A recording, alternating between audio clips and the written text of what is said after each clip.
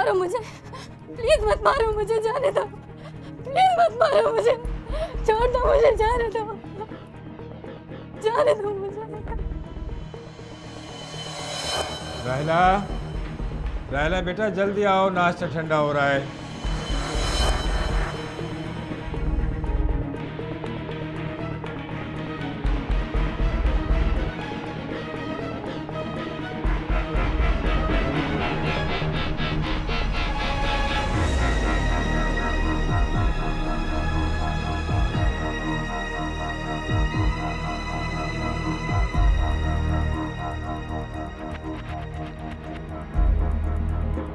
आखिर ये लड़की कौन है जो अपने ही घर में जंजीरों से बंधी बेबसी की तस्वीर बनी हुई है?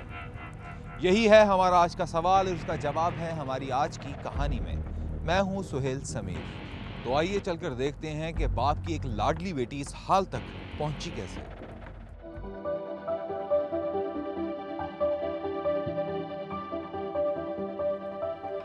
राहिला, राहिला बेटा जल्दी आओ, नाश्ता ठंडा हो रहा है।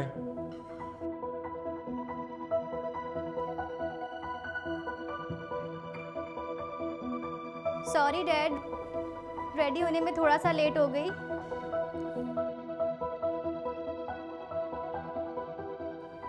कम से कम आप लोग तो ब्रेकफास्ट से स्टार्ट करते। डैड तो तुम्हारे बगैर सांस नहीं लेते, नाश्ता क्या करेंगे? शुमाइला, तुम फिर शुरू हो गई सुबह सुबह। मैं अपनी मर्जी से राहिला का इंतजार कर रहा था। आपने कभी मेरा तो इंतजार नहीं किया। क्यों नहीं किया? जब तुम्हारा इंतजार करता हूँ तुम कहती हो कि मैं अब छोटी बच्ची नहीं रही। आप मेरा इंतजार क्यों करते हैं? मतलब हर हाल में आपको मुझे गलत साबित करना है। बेटा, मैं तुम्हें गलत साबित नहीं कर रहा हूँ, तुम्हें समझा रहा हूँ। लेकिन न जाने क्यों राहिला से तो तुम्हें अल्लाह वास्ते का बैर है। आपने कभी मुझ पर ध्यान दिया हो तो आपको पता चले ना कि मैं क्यों खुश नहीं रहती हूँ। आपको तो राहिला से ही फुर्सत नहीं है, मुझ पर क्या हक ध्यान देंगे?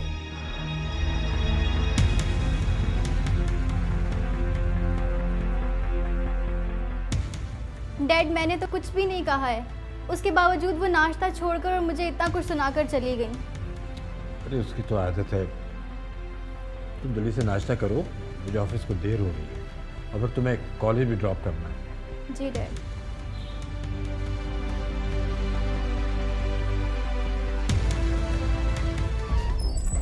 डैड, बाहर पोर्च में जस्ट आपकी गाड़ी खड़ी है, दूसरी गाड़ी कहाँ है? वो गाड़ी राहिला लेके गई है और मुझे बता के गई है। डैड, आपको पता था कि मुझे अपनी फ्रेंड के घर जाना है, फिर भी आपने उसको लेकर जाने दी। उसको अपनी फ्रेंड से कुछ नोट्स लेने जाना था और कह रही थी जल्दी आ जाऊंगी मैं। आप जानबूझकर मेरे साथ ऐसा करते हैं। अब मैं उसका इंतजार करूं? लो, राहिला आ गई, अब तुम गाड़ी लेके चली जाओ। क्या हुआ डैड? तुम गाड़ी लेकर क्यों गई थी? तुम्हें पता था ना कि मुझे अपनी फ्रेंड के घर जाना है। शुमाइला, कल मेरा पेपर है और मैं अपनी फ्रेंड से कुछ ज़रूरी नोट्स लेने के लिए गई थी और मैं डैड को बताकर गई थी। आइंदा मुझसे बगैर पूछे गाड़ी लेकर जाने की जरूरत नहीं है, समझे?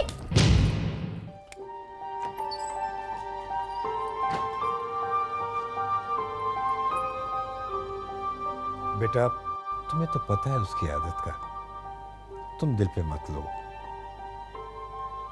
अच्छा, एक बात मेरी समझ में नहीं आ रही। लड़कियों को तो टीचर या डॉक्टर बनने का शौक होता है, ये तुम्हें बिजनेस का शौक कैसे हो गया?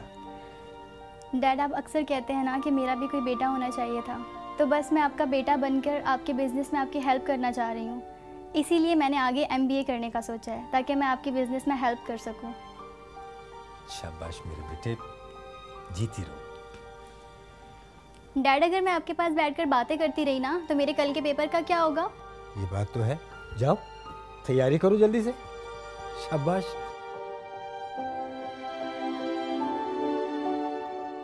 इंसान को खून के रिश्तों की कदर करनी चाहिए। अगर ये कदर दिल में हो तो सबके लिए जिंदगी आसान हो जाती है। इंसान के अपने बस में है कि वो जिंदगी को हंसी खुशी गुजारे या फिर रो धो के।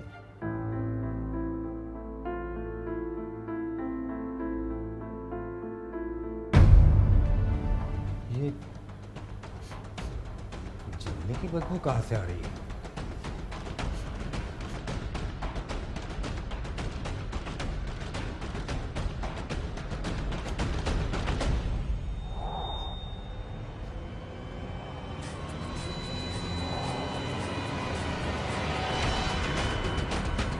क्या छिपा रही हो तुम? कुछ भी तो नहीं है। तुम हाथ आगे ला रही हो या जबरदस्ती मैं तुम्हारा हाथ पकड़ के सामने लाऊं?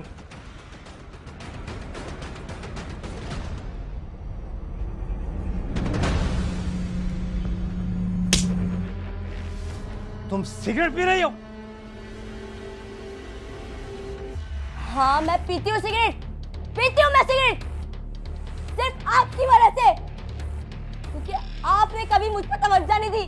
हमेशा मैं आपकी तवज्जो की वजह से तरसती रही हूँ और आपकी तवज्जो हमेशा रायला की तरफ रही है। ये सब तुम्हारे दिमाग का फतूर है। मैंने कभी तुम दोनों को अलग नहीं समझा और तुमने कभी राहिला को अपनी छोटी बहन तस्वुर नहीं किया। हर वक्त लड़ना, ताने देना, बस यही आता है तुम्हें। झूठ बोलते हैं आप। आपने कभी मुझे अपनी बेटी नहीं समझा, कभी नहीं समझा। बस बहुत हो गया शुमाइला। अब अगर मैंने तुम्हें सिगरेट पीते हुए देखा ना, बहुत बुरा हो जाएगा।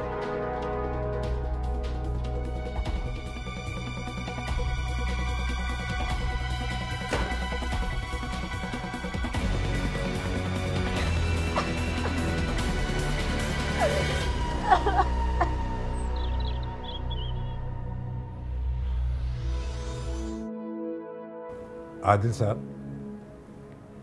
कंटेनर्स का क्या हुआ? लोड हो गया क्या?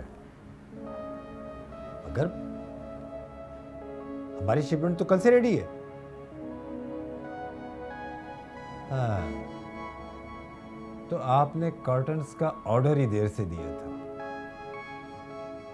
आदिल साहब, शायद आपने एलसी गौर से पढ़ी नहीं है। शिपमेंट की लास्ट डेट परसों है और अगर ये डेट गुजर गई तो हमारा ऑर्डर कैंसिल भी हो सकता है। आप फौरन कंटेनर लोड करा के पोर्ट भिजवाइए और मुझे रिपोर्ट करें। Immediate please. डैड, ये एलसी क्या होती है? बेटा, जब आप एमबीए कर लेंगी ना तो एलसी का मतलब भी समझ में आ जाएगा आपको। और फिर मैं आपके बिजनेस में आपकी हेल्प करूंगी। जरूर जरूर। शाबाश बेटा। Thank you dad. Dad, dad, आज तो संडे है और डैड तो यहाँ बैठकर रोज न्यूज़पेपर पढ़ रहे होते हैं। तो डैड, डैड, अरे डैड अभी तक सो रहे हैं। डैड, डैड, डैड, डैड आंखें खोलिए डैड। शुमाइला, शुमाइला जल्दी आओ। क्या हुआ? ये देखो डैड आंखें नहीं खोल रहे। डैड, डैड, डैड, डैड आंखें खोले। डैड, डैड, डैड आंखें खोले। सुगरा, सुगरा, जी बीबी जी। जल्दी से एम्बुलेंस को कॉल करो, जल्दी। अच्छा जी। डैड, सुगरा जल्दी पानी लाओ। डैड, डैड आंखें खोले। डैड क्या हो गया है आपको? डैड प्लीज आंखें खोले।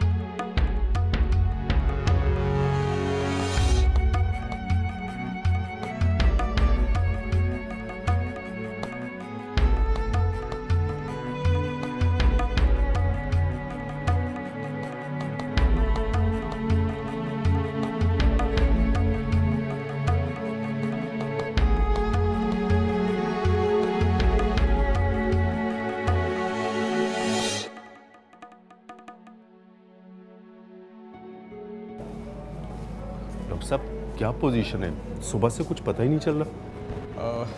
देखें, मिस्टर जहांगीर को बहुत सीरियस हार्ट अटैक हुआ है। हो सकता है कि उनका बाईपास करना पड़े। उनके कुछ टेस्ट करवाए हैं, उसकी रिपोर्ट आने के बाद ही डिसाइड करेंगे। अच्छा ये बताएं, कोई खतरे वाली बात तो नहीं है ना? उनकी कंडीशन बहुत सीरियस है। रिपोर्ट्स आने से पहले मैं कुछ नहीं कह सकता। आप लोग दुआ कीजिए। डॉक्टर साहब, अगर आप कहें तो हम उनको अमेरिका ले जाएं, क्योंकि वहाँ पर बहुत अच्छे हॉस्पिटल्स हैं। देखें, हॉस्पिटल्स तो यहाँ भी बहुत अच्छे हैं। एनीवेज, रिपोर्ट्स आने से पहले मैं कुछ नहीं कह सकता। Excuse me.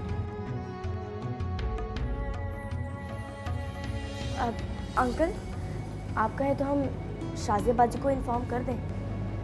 नहीं बेटा, अभी नहीं। देखो, अगर हमने शाजी को इन्फॉर्म किया ना तो वो अगली फ़्लाइट लेके यहाँ पहुँच जाएगी और साथ में राशिद को भी ले आएगी। और तुम्हें तो पता है कि अमेरिका में यूँ बिज़नेस छोड़कर आना आसान बात नहीं है। बल्कि मैं तो ये कहता हूँ कि राहिला को भी कुछ बताने की ज़रूरत नहीं है। जी अंकल, जैसा आप कहें। चलो बेटा।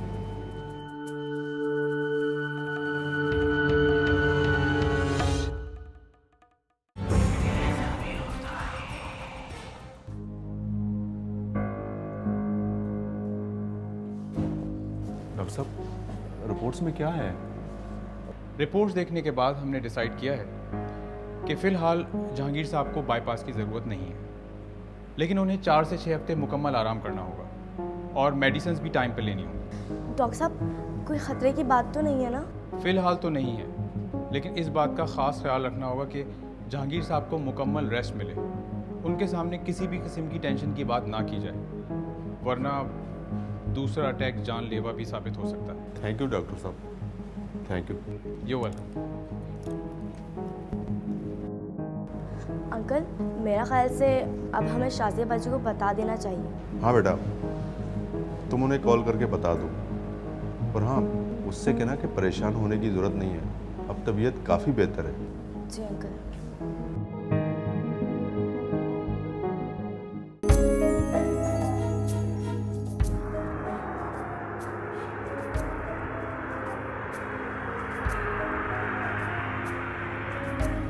बेटा,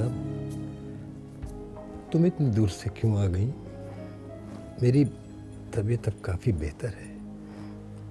डैड, ये आप कैसी बातें कर रहे हैं? शुमाइला ने जब मुझे फ़ोन पर बताया तो मैं तो नेक्स्ट फ़्लाइट से ही आना चाह रही थी, लेकिन राशिद अमेरिका में नहीं थे। वो अपने बिजनेस डील के सिलसिले में दुबई गए हुए हैं।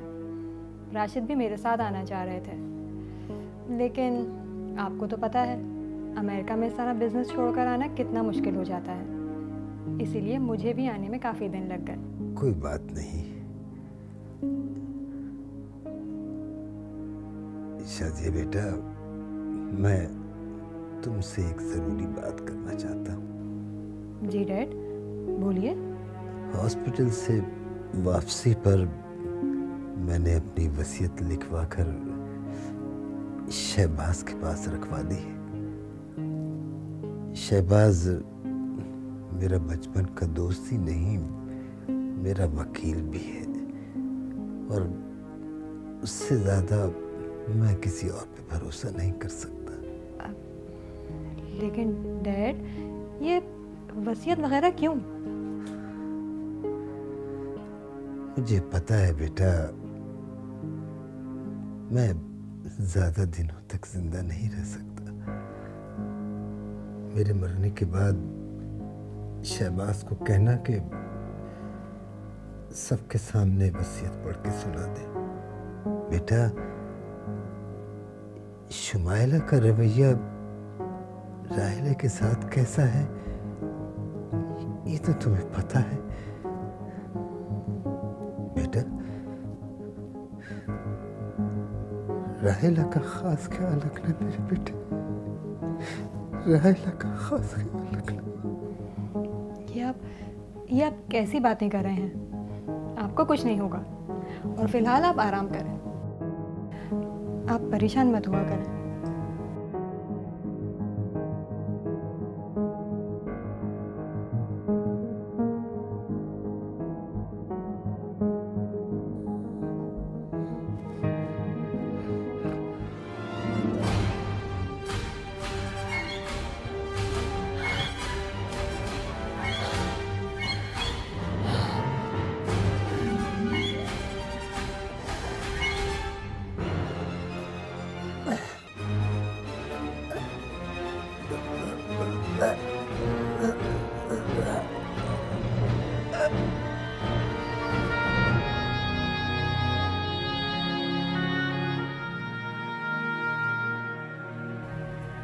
अंकल, डैड के इंतकाल को 15 दिन हो गए हैं।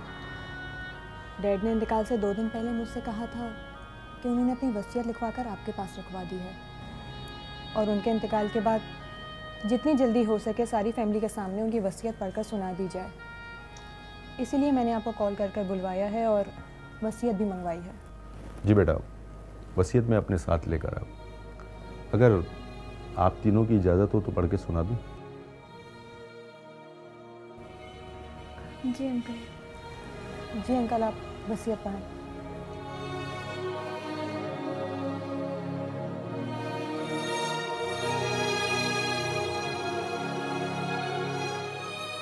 मैं जहांगीर खान वल्द अजमत खान बहोश आवाज़ अपनी वसीयत तहरीर करवा रहा हूँ। मेरी बड़ी बेटी शाजिया को शरीयत के हिसाब से जायदाद में हिस्सा दिया जाए। इसके अलावा मेरी तरफ से डिफेंस में एक कोठी और 1 करोड़ रुपए मैं उसे दे रहा हूँ। मेरी दूसरी बेटी शुमाइला, चूँकि वो थोड़ी लाउबाली और लापरवाह किस्म की है, लिहाजा उसकी शादी तक उसे 50,000 रुपये अखराजात की मद में दिए जाएंगे। इसके अलावा मेरी सबसे छोटी बेटी राहिला, जो MBA करके मेरा बिज़नेस संभालना चाहती है, उसका बिज़नेस की तरफ रुझान देकर मैंने ये फ़ैसला किया है कि अपनी मनकूला और गैर मनकूला तमाम जायदाद और बिज़नेस उसके नाम कर दूं। मगर जब तक राहिला बिज़नेस संभालने के काबिल नहीं हो जाती, तब तक इस बिज़नेस को मेरे दोस्त और वकील शहबाज साहब अपनी सुपरविज़न में रन करेंगे। अगर खुदा न खास्ता बिज़नेस संभालने से पहले राहिला की तबई मौत हो जाए तो इस जायदाद का आधा हिस्सा शुमाइला को मिलेगा और आधा किसी फलाही इदारे के नाम मुंतकिल हो जाएगा। सिग्नेचर जहांगीर खान वल्द अजमत खान। इस पे आप तीनों साइन कर दें और विटनेस के तौर पर मैं भी साइन कर देता हूँ।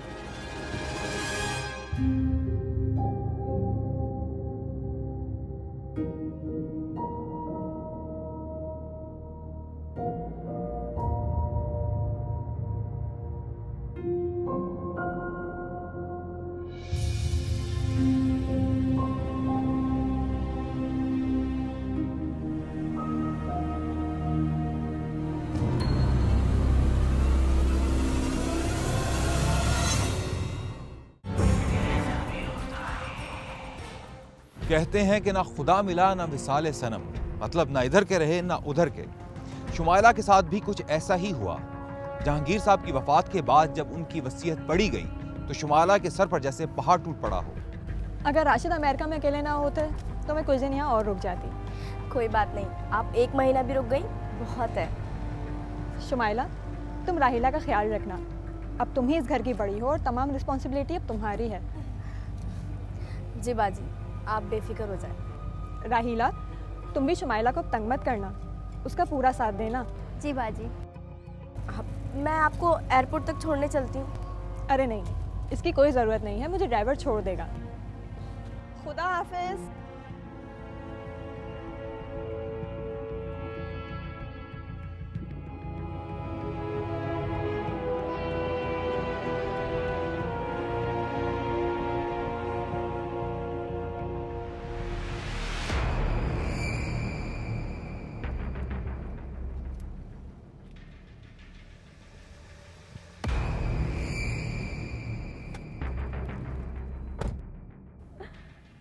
डैड, आप कहाँ चले गए? ये लोग मुझे मार डालेंगे। मुझे भी अपने पास बुला ले। अच्छा डैड, मैं आपकी चेयर पे बैठ जाऊँ? Sure, you are most welcome, please.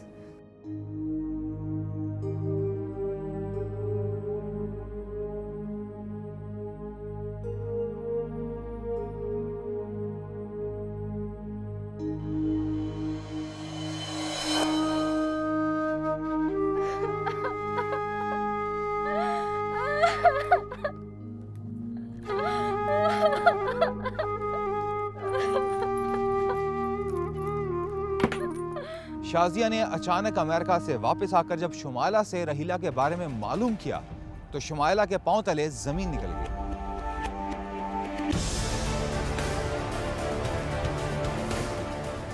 अरे बाजी, आप अचानक सब ठीक तो है ना? हाँ, ये बताओ राहिला कहाँ है? वो, आप इतनी लंबी फ्लाइट लेकर आई हैं, आप फ्रेश हो जाए फिर हम आराम से बातें करेंगे। मैं बिल्कुल ठीक हूँ, मुझे बताओ राहिला कहाँ है? वो अपनी कॉलेज फ्रेंड के साथ गई है मरी टूर पर। शहबाज अंकल कल घर आए और उन्होंने तुमसे राहिला के बारे में पूछा, तो तुमने उनसे कह दिया वो अमेरिका छुट्टियां गुजारने मेरे पास गई हुई है। वो तो शहबाज अंकल की कॉल मुझे आ गई, तब मुझे पता चला कि तुमने उनसे ये झूठ बोला है और अब मुझसे भी झूठ बोल रही हो। शुमाइला, मुझे सच सच बता दो राहिला कहाँ है? दरअसल बाजी, बात यह है कि डैड के इंतकाल के बाद राहिला बहुत बदतमीज़ हो गई थी। एक दिन उसने मुझसे बदतमीज़ी की और मैंने उसको डांट दिया, तो वो नाराज़ होकर घर से चली गई। घर से चली गई? ये तुम क्या कह रही हो? पहली बात तो ये, राहिला बदतमीजी करे ऐसा हो ही नहीं सकता। और वो जब घर से गई थी तो तुमने उसे रोका क्यों नहीं? मैंने तो बहुत रोका था, अब वो रुकी नहीं, मैं क्या कर सकती थी? तुमने पुलिस को इन्फॉर्म किया? पुलिस को मैं क्यों इन्फॉर्म करती? वो अपनी मर्जी से गई थी, नाराज़ होकर, ना जाने कहाँ गई होगी। एक बात सुन लो शुमाइला, अगर कल तक राहिला इस घर में ना आई तो मैं तुम्हारे खिलाफ FIR कटवा दूंगी, समझी तुम? मेरे खिलाफ? मैंने क्या किया है? कल तक अगर राहिला ना मिली तो सब पता चल जाएगा किसने क्या किया है।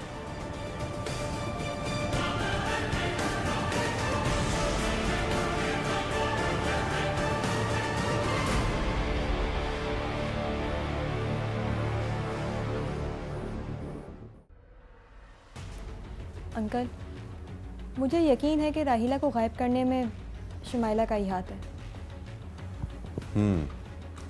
मेरा ख्याल है सख्ती करनी पड़ेगी। वैसे कहाँ है ये? अपने कमरे में होगी, मैं अभी बुलवाती हूँ।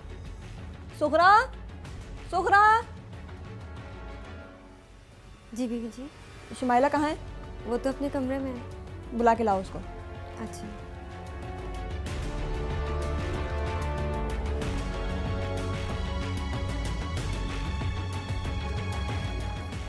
जी बाजी।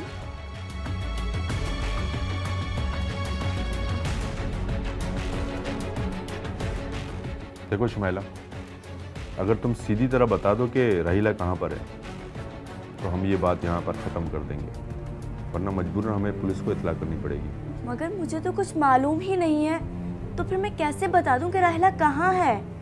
अंकल, मेरा ख्याल है हमें पुलिस को इन्फॉर्म कर देना चाहिए, वो अपने तौर से मालूमात कर लेंगे। बीबी जी, वो मुझे कुछ बात करनी है आपसे। तुम अभी जाओ, हम बहुत ज़रूरी बात कर रहे हैं। वो मुझे राहिला बीबी के बारे में ही आपसे बात करनी है। तुम्हें कहा है ना, जाओ बाद में बात करेंगे। शुमाइला, तुम चुप करो। सोरा, बताओ तुम क्या कहना चाह रही हो?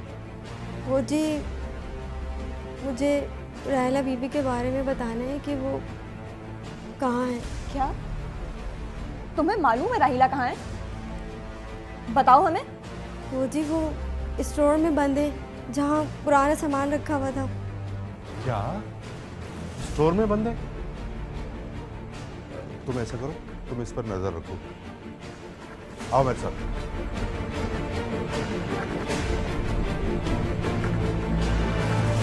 बाजी, आपको मुझ पर भरोसा नहीं है? आप इस नौकरानी की बात पर भरोसा कर रही हैं?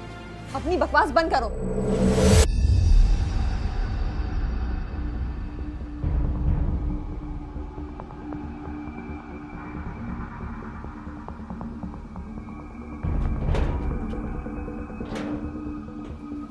राहिला, राहिला, चाबी कहाँ है? चाबी दो। राहिला, राहिला।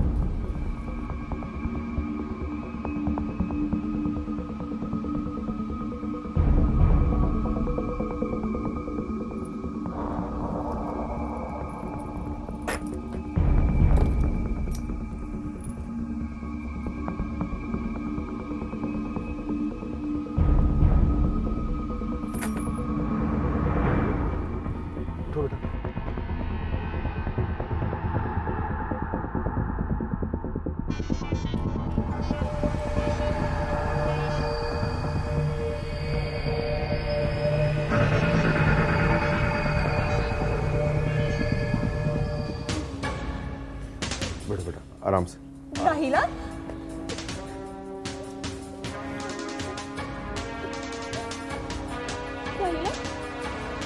देखो सुगरा, तुम अकेले तो ये सब कुछ कर नहीं सकती।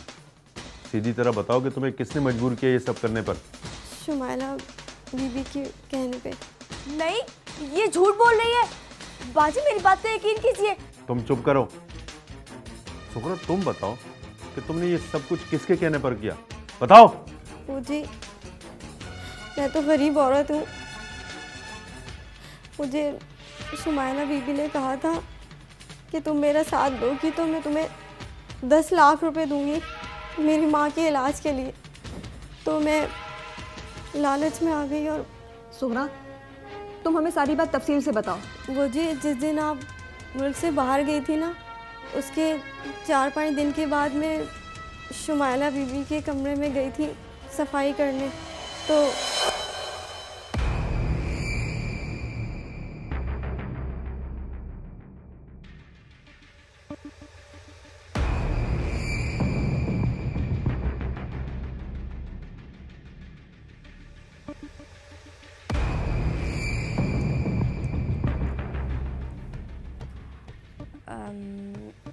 सुगरा, बात सुनो। जी बीबी जी। वो तुम बता रही थी 1 महीना पहले कि तुम्हारी अम्मी की बहुत तबीयत ख़राब है। हाँ जी, उनको ना कैंसर हो गया है। उनके इलाज के लिए बहुत बड़ी रकम चाहिए। डॉक्टर ने बताया कितने पैसों की ज़रूरत है? हाँ जी, पूरे 10 लाख रुपए डॉक्टर ने बताए हैं। अस्पताल में अलग दाखिल कराना पड़ेगा। हम गरीबों को तो मुश्किल से खाने को पूरा पड़ता है बीबी जी। हम 10 लाख रुपए भला कहाँ से लाएंगे? अगर वो 10 लाख रुपए मैं तुम्हें दे दूँ तो? बड़ी मेहरबानी होगी बीबी जी। मैं ऐसा करूँगी कि अपनी तनख्वाह में से ना थोड़े थोड़े करके कटवा दूँगी। नहीं नहीं, वो पैसे तुम अपने पास रखो, लेकिन तुम्हें मेरा एक काम करना पड़ेगा। वो क्या जी? बैठो। सुनो,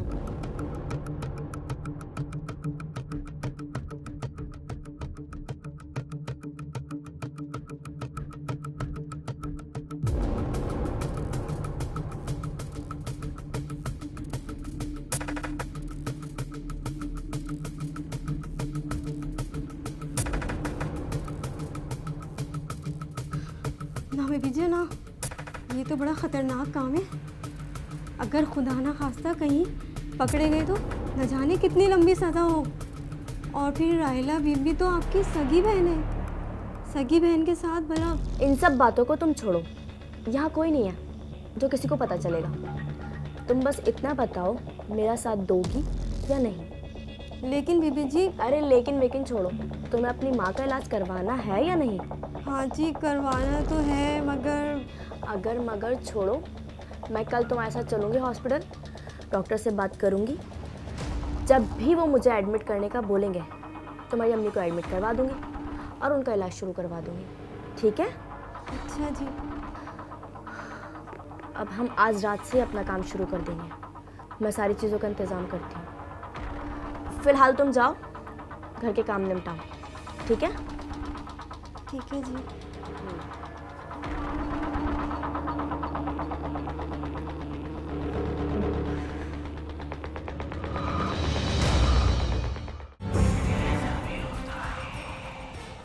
रहीला तो अपनी बहन शुमाइला से बहुत प्यार करती थी, लेकिन शुमाइला की नज़र में रिश्तों की कोई अहमियत नहीं थी। वो ये समझती थी कि कोई भी उससे प्यार नहीं करता है, जिसकी वजह से उसने ये कदम उठाया।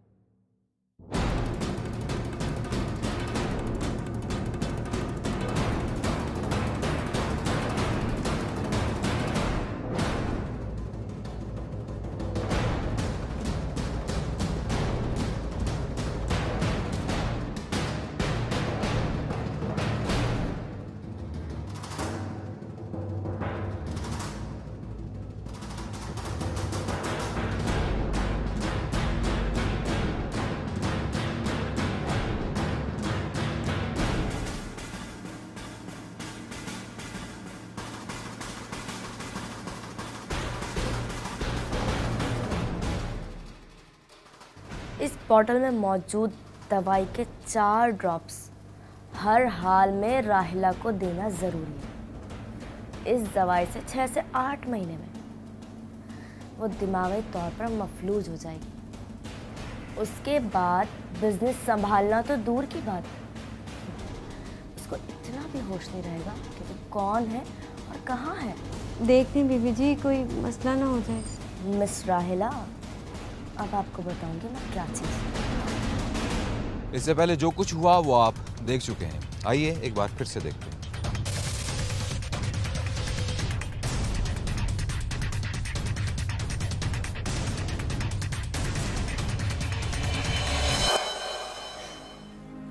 और इस तरह शुमाइला बीबी रोज़ राहिला बीबी को वो ड्रॉप्स पिलाती थी। मैंने उस वक्त अपनी माँ की बीमारी की वजह से हामी तो भर ली थी, लेकिन मेरे दिल में अल्लाह का खौफ था और मैंने सोच लिया था कि जब शाजिया बीबी आएंगी तो मैं आप लोगों को सब कुछ सच सच बता दूंगी। बाजी, मुझे माफ़ कर दे, मुझसे गलती हो गई। तुम्हें शर्म आनी चाहिए शुमाइला। तुम पैसे और जायदाद के लिए अपनी सगी बहन का ये हाल करोगी?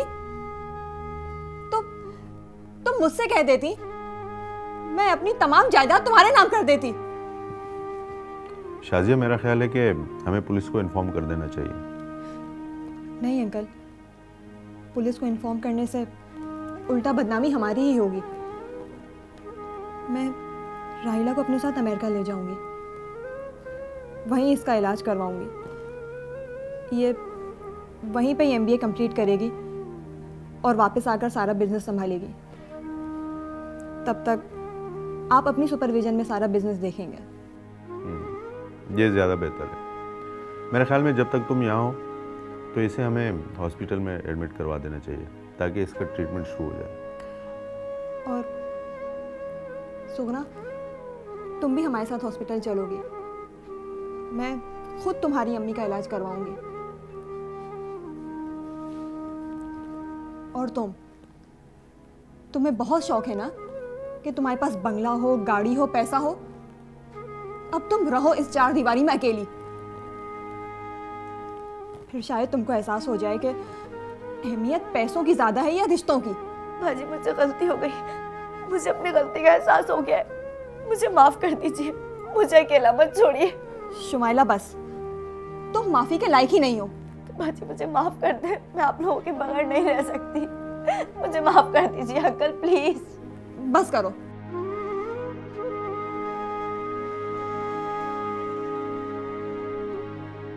दौलत की लालच और हवस इंसान को इस हद तक मजबूर कर देती है कि इंसान अपने खून के रिश्तों को भी नहीं बख्शता। अल्लाह ने जो कुछ अता किया, अगर इंसान उसी पर इक्तफा करे तो जिंदगी हंसी खुशी गुजर जाती है, वरना कभी कभी